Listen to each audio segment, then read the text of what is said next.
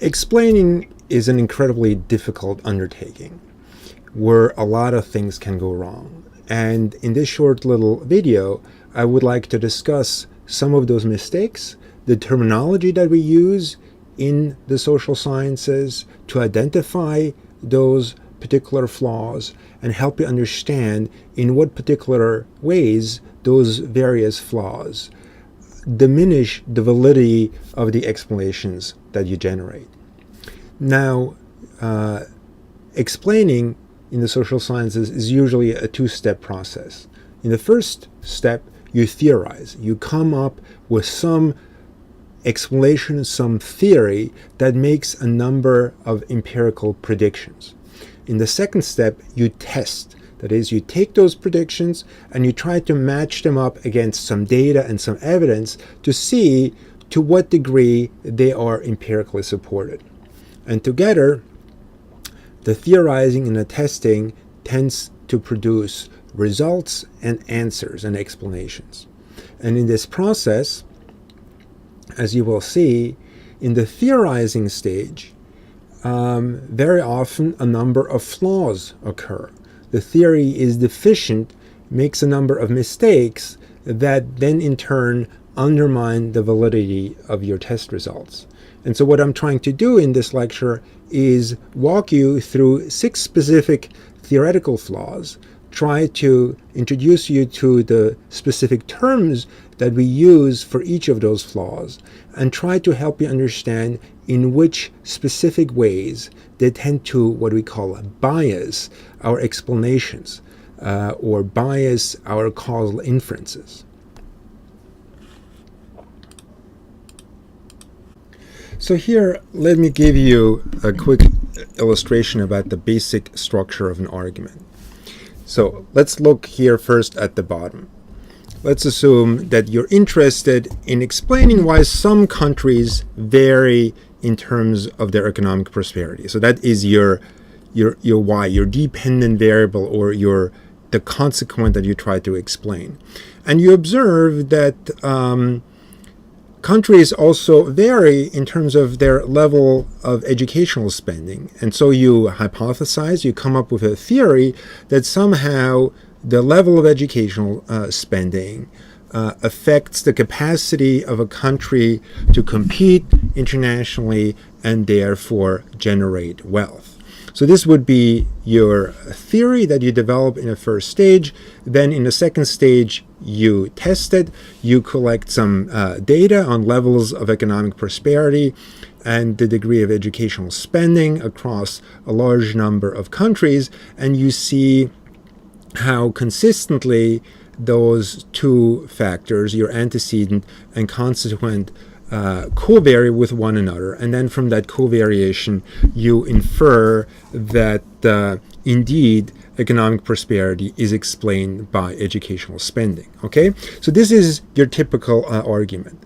Now the important thing here to illustrate is that this argument here in the big foreground rests on 4 important assumptions that are not always fully articulated.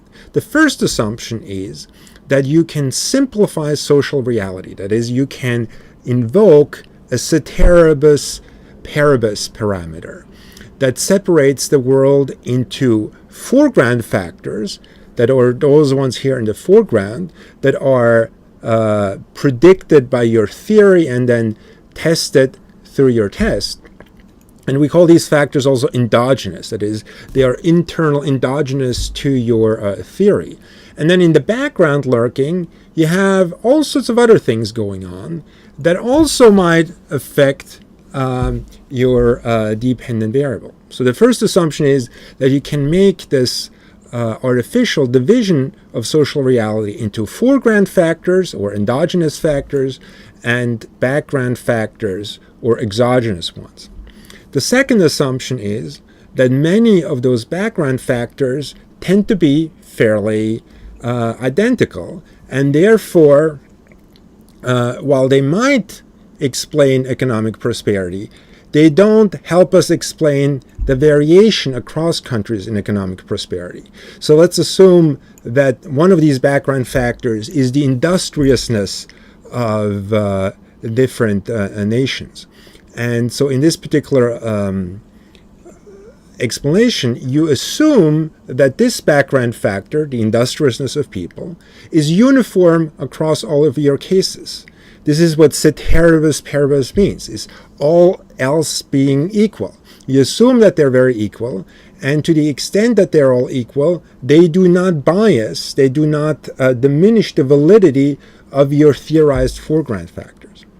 The second assumption is that in that background factors, you have a lot of noise, that is, other factors that don't really affect economic prosperity. So let's assume the average height of the female population, right? This is also something that is out there in social reality, but because it doesn't really affect economic prosperity, we can background it and ignore it. And the third assumption is that there are a number of other factors that also affect economic prosperity that we are not considering in the explanation in the foreground. Here I use a word from Nassim Taleb, who refers to this as silent evidence, that these are other factors, other X's, right, that are related to economic prosperity, but that we are not considering. And it is this silent evidence, the ignoring of this silent evidence, that poses the biggest and most fundamental problem for generating valid explanations. And what I would like to do in the remainder of this lecture is look a little bit more closely at different types of silent evidence and the particular theoretical flaws that result when you ignore them, and how those flaws bias your explanations. So let me now look a little bit more closely at the theoretical flaws that result when you overlook silent evidence, that you background, that you do not take into consideration in your argument.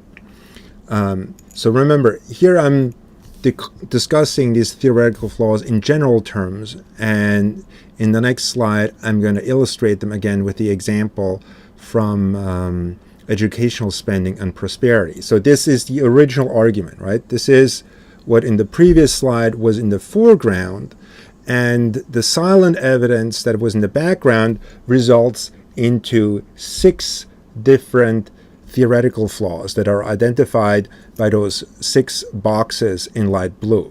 So let me just walk you through those 6 theoretical flaws and then illustrate them in the next slide with a concrete example. The first flaw is here, is the so-called endogeneity problem, or prior antecedent.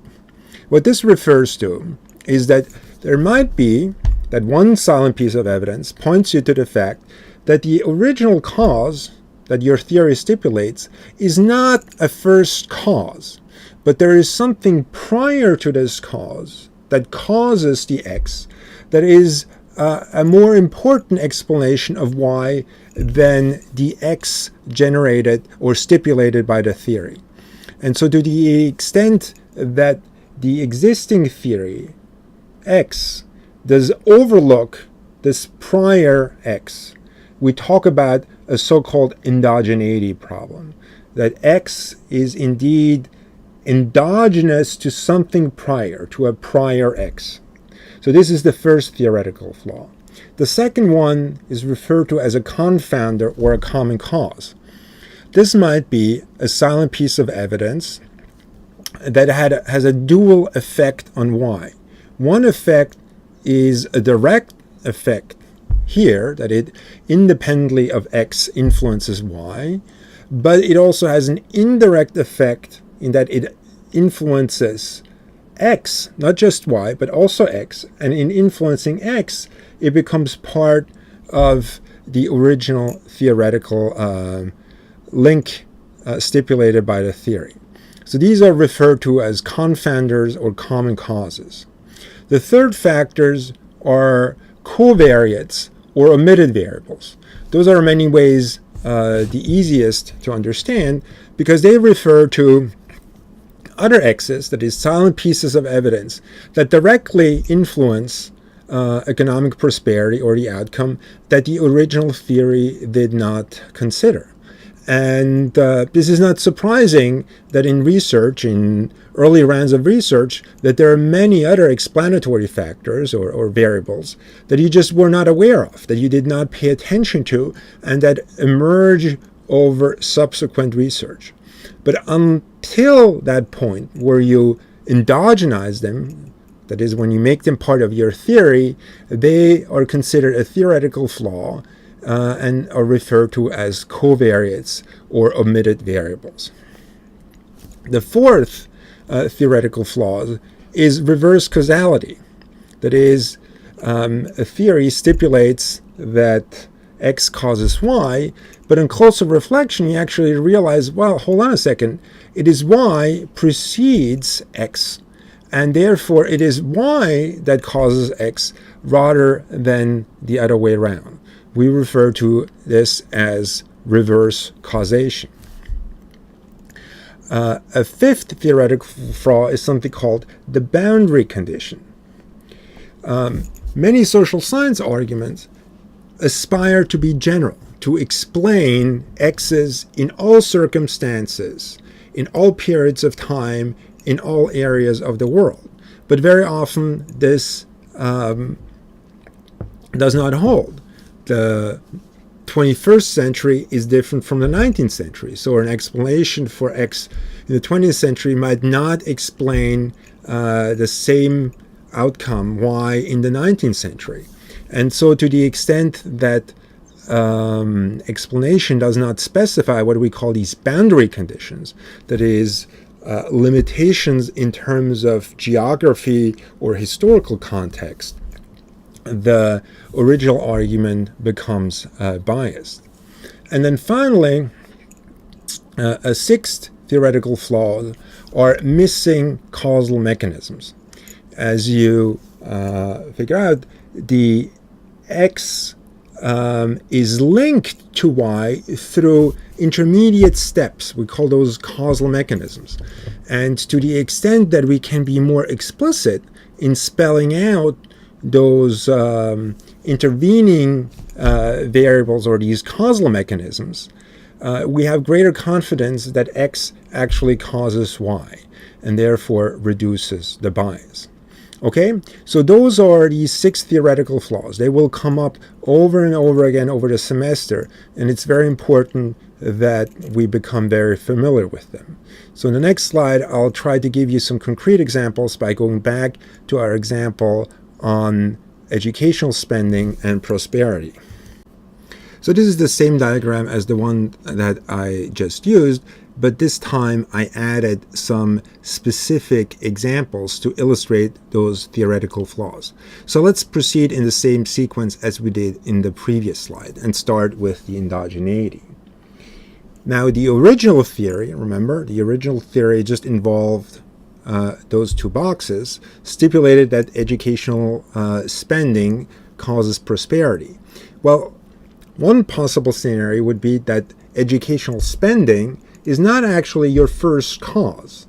Indeed, what explains the educational spending is cultural support for education and learning.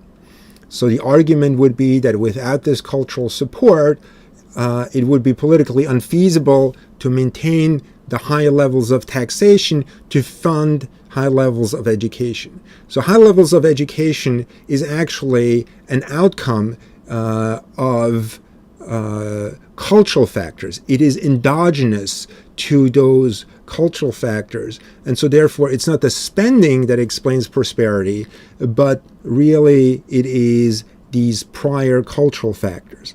And so to the extent that you discover an endogenous factor like culture, the original cause now becomes a mechanism, an intervening variable that helps explain how cultural factors produce at the end economic prosperity. In terms of a confounder, think of war. in warlike situation, you have a dual effect. There's a direct effect on economic prosperity in that wars tend to create economic dislocation, they rupture trade routes, and that tends to lower economic prosperity. But wars also tend to reduce educational spending because now money has to be diverted for the military, and with less educational spending, you also have less of economic prosperity. So you have here a confounding effect. War confounds the effects of educational spending in two ways. One, by having an independent effect here, and then also an indirect effect in terms of the spending. In terms of covariates, you can see it's easily to come up with a whole host of other factors that explain economic prosperity. Does a country have a free market economy or a command economy? We know that free markets are more efficient and therefore generate more economic prosperity. What are the natural resources available? The Gulf states have a lot of oil that generates economic prosperity independently of the educational spending. Geography, climate factors, and so forth have an effect of economic prosperity. And so to the extent that you overlook those covariates, your original argument, becomes less plausible because it is too simplistic. In terms of reverse causation, somebody might argue, well, in order to have high levels of educational spending, you need economic prosperity. So the causation is actually the other way around. That is, poor countries are in a catch-22 situation. In order to become prosperous, they need to spend a lot of money on education, but they can only afford that if they are prosperous. So the causation would be reverse. Finally, in terms of boundary conditions, you could argue that this argument really only applies to post-1945 democracies, because before 1945, education had less of a vocational focus. It had more of a focus on political indoctrination in some of these dictatorships, and that did not yield the same economic growth effects as it did after 1945 in democracy. So you limit your argument to a particular historical and geographic context. And finally, in order to be more confident that X actually causes Y, you want to fill in some of the mechanisms.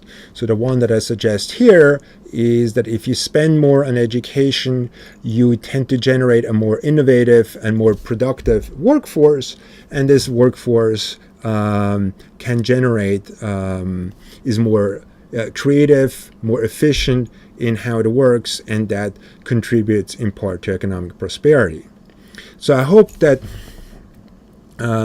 this illustration gives you some concrete examples to understand what these theoretical flaws are and how they ultimately bias the original argument of X creating Y. And to see to what extent you have sort of understood these 6 theoretical flaws, in the next slide I will ask you to do a small little exercise that you should post on Classroom Salon. So this is an example that I took from a political ad that was run in the last presidential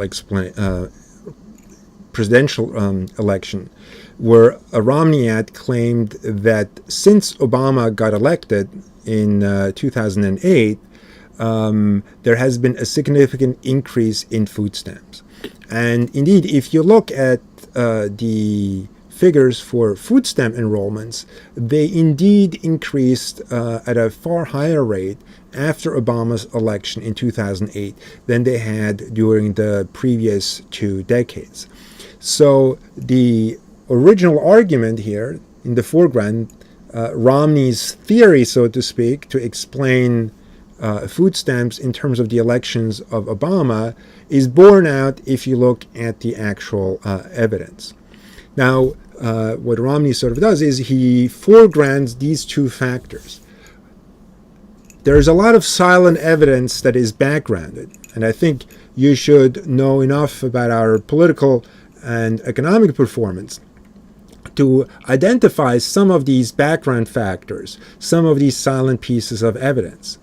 And so do a little bit of brainstorming, come up with some of these silent pieces of evidence, and then try to identify into which of these 6 theoretical flaws they fall. That is, what I'm in effect asking you to do is try to identify some of the flaws, some of the limitations of Romney's original theory and argument, and label them according to the 6 theoretical flaws that we use in social sciences. So in terms of the endogeneity, you have to ask yourselves, well, is Obama the first cause of food stamps, or is there something prior to his elections that either shaped his or the Democrats' preferences for food stamps? To the extent that you can identify something, you identified an endogeneity problem, and by adding this prior cause, you refine the argument and make it less biased. In terms of confounders, is there something that simultaneously contributed to Obama's election and thereby contributing to him increasing food stamps and having an independent effect, direct effect on food stamps? So what would be the equivalent here of war that we saw in the previous examples? In terms of covariates, are there other factors that influence the increase of food stamps that have nothing to do with Obama and the Democrats winning in 2008? Is there possibly reverse causation, that the food stamps led to the elections of Obama, and this in turn further led to an increase in food stamp enrollments? And finally, the boundary condition problem here doesn't really apply, because this is not a general explanation here in this example. This is a specific one dealing with, a particular administration, a particular moment in time. So I don't think there's a particular boundary condition problem here in this particular case. So do some brainstorming, post some of these theoretical flaws. I think each one of you should be able to identify 2 or 3. Also look at the ones that some of your peers posted, and to the extent that you disagree with their assessment, correct them. Okay?